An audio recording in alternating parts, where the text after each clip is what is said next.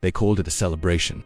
But the air told a different story, not the lightness of joy, nor the fragrance of fresh-cut flowers, but something heavier, older. A strange silence draped itself over the castle hall. Not of reverence, but of anticipation. The kind of stillness before the earth cracks, before a vow becomes a verdict. You stand at the threshold, in a gown sewn not for comfort, but for legacy. Your breath catches under the weight of jewels passed down from women whose names were spoken once in youth and then never again. The sleeves itch, the silk sticks to your spine, and though dozens smile in your direction, none truly see you, only what you represent. A gate, a bridge, a treaty, signed not with ink but with breath. They call it a marriage, you call it a narrowing.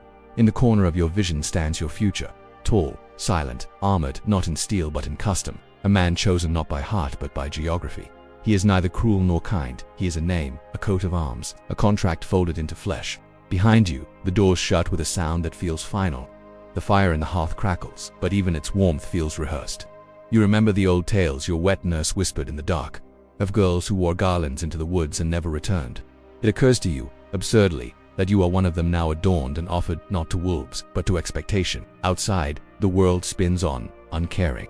Inside, a chalice is lifted, a prayer mumbled, and the final thread of your childhood quietly burns away in the smoke of myrrh. This is no fairy tale, no moment of delicate love, sealed by starlight.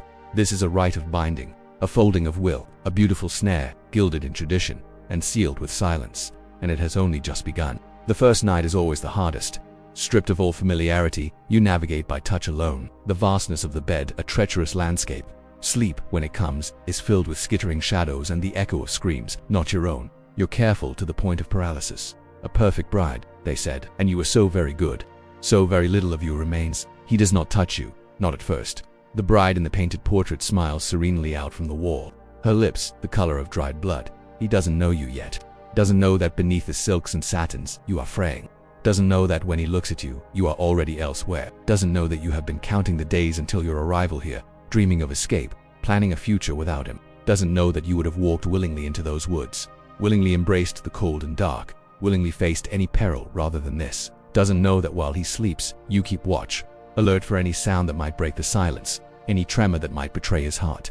Doesn't know that you have nothing to offer him but yourself, a flickering candle in the vast darkness, a bird with clipped wings beating against the bars of its cage. Doesn't know that you are not his, but theirs, a piece of property traded and bartered, a pawn in a game of power.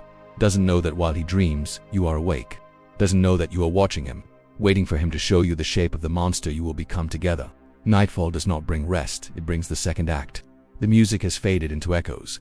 The guests, now drunk on spiced wine and politics, stumble from the hall like puppets cut loose from their strings. What remains is silence, a cold, ceremonial silence, where every breath is measured and every movement rehearsed for a stage you never chose. You are led, not by hand, but by tradition, down corridors lit by sputtering tallow candles, where shadows cling like questions that will never be answered.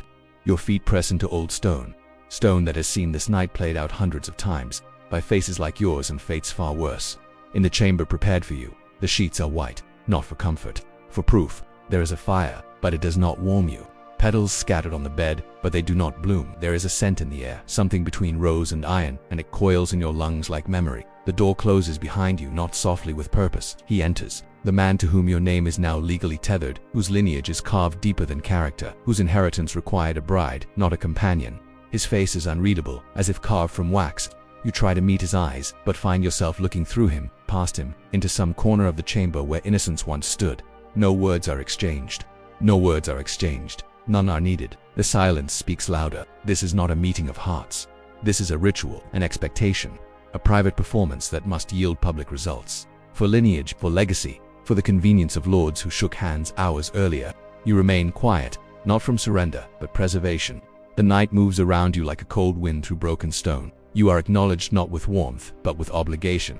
And when the candle finally gutters out, taking your name with it, the chamber remains quiet, but something inside you does not. It has been altered, stitched, sealed, and in the stillness, you begin to understand this was never about love, nor even desire. This was about proof of obedience, control disguised as destiny, and the machinery of power turning with your body as its gear. Outside, the castle sleeps. Inside, you lie beside a stranger wearing a new title, and you mourn the girl who vanished just before midnight. Without scream or witness, they say a queen is made on the day she weds, her value decided not by heart but by crown. And suddenly, the truth of that saying presses in on you, suffocating, inescapable. You were chosen not because you were desired, but because you were available. A pawn in a game where your worth is measured in bloodlines and birthright. Tonight, you did not give yourself, not willingly. Something was taken, exacted, and all the while the castle slept, drunk on celebration, oblivious to the violation occurring under its roof, under its watch. And now, with the sun's first light, you will rise, not as a bride, but as a trophy, a prize to be paraded, displayed, and doled out according to the whims of men who consider themselves gods, when really they are nothing more than butchers with a divine delusion. They carve up the kingdom among themselves, leaving you in the center, a sacrifice to their insatiable appetites. You who only yesterday were dreaming of meadows and moonlight, find yourself tethered to a life of gilded cages and suffocating silks. Your laughter silenced, traded for the brittle courtesy required of your station. Your tears, your only solace, carefully concealed, lest they soil the perfect image crafted so painstakingly by your new family. Your new home echoes with ghosts, not of former residents, but of expectations. Every room whispers of ancestors whose portraits lined the walls, watching, judging, their eyes boring into you, measuring, assessing, their presence a suffocating blanket, heavy with the scent of mildew and mortality. You are a living relic in a museum of the dead, their air, their flesh and blood, burdened with the sins of lineage. Outside, the world shifts and changes, but within these four walls, time stands still, preserved in a perpetual autumn of decay.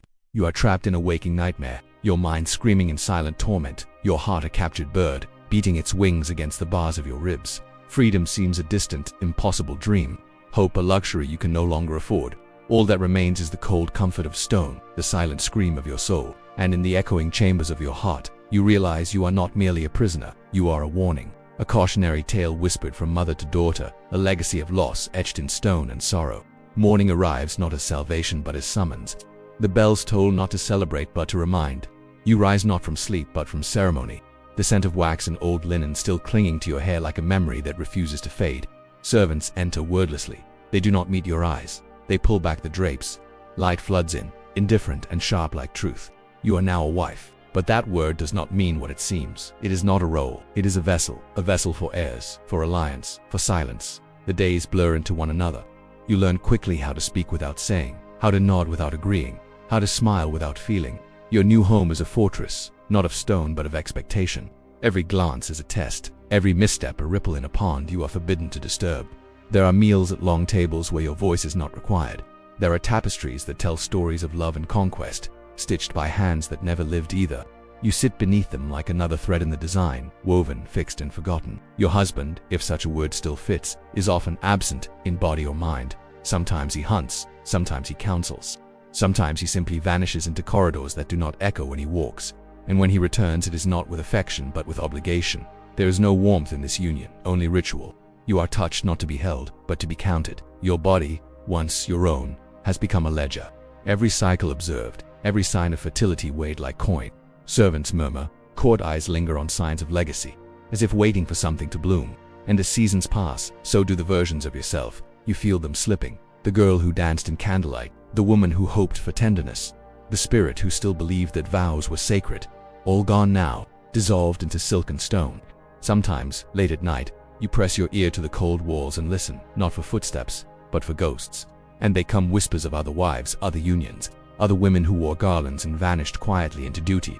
And in the quiet, something grows, not rebellion, not escape, but the cruelest truth of all, acceptance. Not because you agree, but because resistance, in this place, would be another form of disappearing, this time without the dignity of remembrance. And so you remain, not because you chose it, but because that is what medieval marriage was built for. Not love, not companionship, but endurance, dressed as devotion. You have done everything they asked. You learned to walk without echo, to breathe without taking space, to carry the weight of names you never spoke, embroidered on every cuff and collar. You bore the silence, endured the seasons, and when the time came, you carried life, not as joy, but as duty fulfilled. The midwives came with prayers on their lips and towels in their hands. The room was dim, lit only by a single candle, flickering like your will. Time-fractured pain rewrote language, and when it ended, hours, days, they handed you not a child, but a legacy, and it had your husband's eyes. You do not remember weeping, though the sheets were wet. You do not remember speaking, though they say you blessed him. What you do remember is the sudden stillness in the room, not the silence of peace, but the hush of something ancient being completed, as though an altar had just been satisfied. You are no longer just wife, you are now mother. And yet the walls of your chamber have not shifted. The corridors are just as cold. The tapestry threads do not dance. Only now, there are new rituals, feedings, baptisms, names chosen not from love but lineage, and more eyes, always watching, as though your presence remains a vault. They might someday reopen. Though you have given, you remain bound, as if your role has no end. You are praised now not for kindness, nor strength, but productivity. The midwives call you blessed. The steward nods more respectfully. Even your husband touches your shoulder in public now. Lightly, but enough for the court to see. But in the dark, when all the doors are closed, you feel nothing but absence. Not sorrow, not grief, but the absence of yourself. You search the mirror but no longer recognize the shape reflected. You speak and your voice sounds foreign, formal, flat. You reach for memory, but even that feels blurred, as if your life before marriage was a dream, half remembered, half raced. There is a portrait being painted downstairs. It is meant to hang in the family chapel. You sit for it once a week. The painter says nothing. He only gestures. You wear a dress stitched with lilies, eyes cast downward, hands folded like relics. He paints what they want to remember, not you, a symbol, a success, a silence turned to gold leaf. And when it is done, your face will watch over future generations, who will never know your voice, nor your dreams, nor how many times you tried to breathe in a house built to hold breath still. That is how history remembers wives. Not as women, but as echoes. Echoes that behave, echoes that endure, echoes that vanish politely, leaving lineage behind. Thank you for listening. This piece was written for a contest hosted by a writing organization. The theme was, what does it mean to be a woman? If you like this piece, please do share it with your friends. We would really appreciate it. Also, don't forget to follow us for more stories. Thank you for listening. Centuries have passed. The halls are quiet now. The tapestries hang undisturbed. The portraits gaze into nothing. The bedchambers, once filled with breath and ritual, now gather only dust and echoes. But if you listen closely, truly listen, you can still hear her. The woman beneath the veil, the girl who walked willingly into a promise not made in her voice, the mother who whispered names into darkness, and the wife who learned to exist between duties, between glances, between pages of forgotten chronicles. History remembers her, but not for who she was. She survives in the margins, lady of the house, wife to lord, mother of heirs, never simply herself, and yet that was the design. Medieval marriage was not built to unite souls but estates, not to protect affection, but land, bloodline, and inheritance. A woman's worth was measured not in love returned, but in what she could offer, silently, endlessly, until nothing remained but function. No one told her story, because she was never meant to have one. She was a bridge between dynasties, a vessel for continuity, a name that folded itself into another, like parchment tucked into a crypt. Necessary, but not sacred. And if you, sitting here now, think this could not have been you, then look again. Look at the portraits where women's eyes are always lowered. Look at the poems written about beauty but never about thought. Look at the laws that once treated marriage not as a promise, but as possession. The chains may be broken, but the echo remains in expectations, in roles passed down without question, in stories told too late, or not at all. And perhaps that is why you would not survive a medieval marriage. Not because of cruelty, not because of violence, but because of something more invisible and more enduring, erasure, to exist without self, to speak without voice, to love without being loved in return. But now you know, and knowing is the beginning of But when you see another bride, in art, in story, in shadow, do not look only at the dress. Look for what has been lost beneath it. Now, before we part ways, allow me to introduce myself. I am your host, the curator of this peculiar museum of misconnections and forgotten faces. I curate these oddities for those who find history in the hidden and stories in the silenced. My hope is that you will carry these tales with you like a second skin, a reminder that even in the quietest corners, the most overlooked lives have their whispers. And who knows, perhaps in sharing these stories, we'll find our own reflections and remember that the quietest voices deserve the loudest echoes.